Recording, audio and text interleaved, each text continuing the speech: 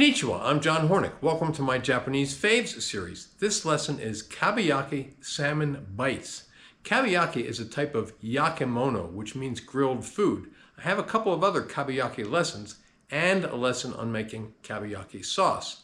Kabayaki is usually made with oily fish, so salmon, which I'm using here, is a good candidate. Traditionally, the cooking happens over charcoal or on a Conroe grill. Tonight I'm using a wok, which isn't exactly traditional, but it's a good cooking method for this izakaya dish. Links to the equipment and products you'll need are in the notes. So let's start cooking. Okay, let's make our marinade. We'll start with about 2 tablespoons of minced ginger. All these quantities, by the way, are in the notes. Then we're going to add 2 tablespoons of sake. It's a pretty dry sake, neutral to dry. And then about a half a cup of rice vinegar. Then about 1.5 tablespoons of sugar. And about 1.5 tablespoons of shoyu, which is Japanese soy sauce. And a few drops of hot chili oil. And juice of 1 lemon. Mix that up. All right, now here we have our salmon, which we're going to cut into bite-sized pieces. This is about 8 ounces of salmon. We're going to be cooking for 2 people tonight. You could use more. 4 ounces per person is a good amount, but you could use more if you like. And I've taken the skin off already. And we're just going to cut this into, as I said, bite-sized pieces.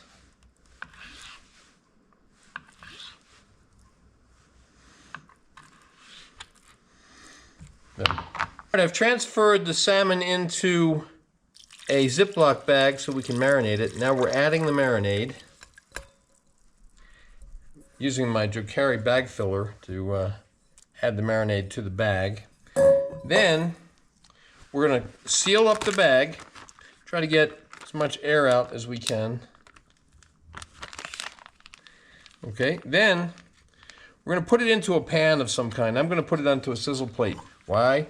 In case the bag leaks. Then we're going to let that marinade in the fridge for 1 hour. All right, the salmon has been marinating in the bag for an hour. Now we're going to take the pieces out of the bag, shake them off, shake off the excess marinade, okay? And then we're going to lay them out on paper towels because we want to dry them, okay? And I'm not going to do this whole thing on camera, but what I'm going to do is take out each piece and then put some paper towels on top, press them, and get them as dry as I can. All right, I have them all laid out here on this quarter sheet pan. Now we're just going to blot them with some dry paper towels. And you know, if they absorb a lot of liquid and the paper towels get really damp, then switch out for some dry paper towels and blot them. We want to get them dry so they cook better. We want to get a little bit of brown on the outside if we can, and we don't want them to steam, okay? Okay, we've gotten the salmon pieces nice and dry. Now we're going to transfer them to a bowl and toss them in some olive oil and salt and pepper, okay?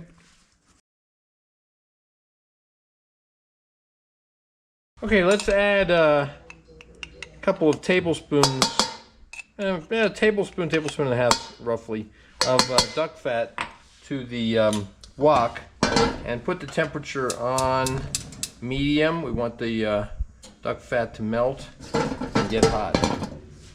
Okay, oil is nice and hot. We're getting a little bit of whiffs of smoke from it. We're going to add the salmon.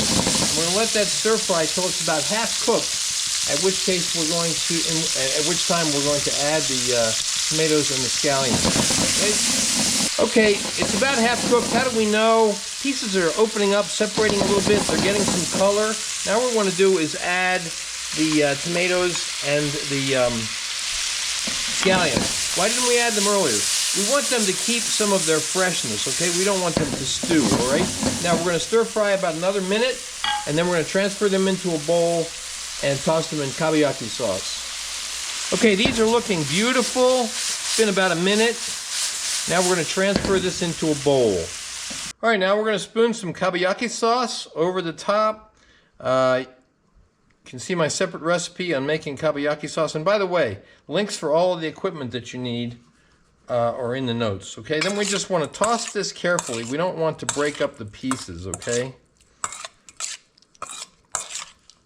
Okay, now we are ready to plate.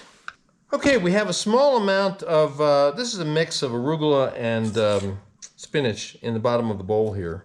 You could use all spinach or all arugula. I happen to have a mix of both, which I like. Now we're just going to spoon in the salmon with a little bit of the kabayaki sauce. As you can see, we have a little plate with some togarashi and some sea salt on the side. Doesn't matter whether it's echimi togarashi or sashimi togarashi. And here we have it. This is Kabayaki salmon bites. You can see photos of the final dish at my Instagram, which is at Chef's Apprentice, Cook Like a Pro. Please remember to subscribe to my channel, and thanks for watching.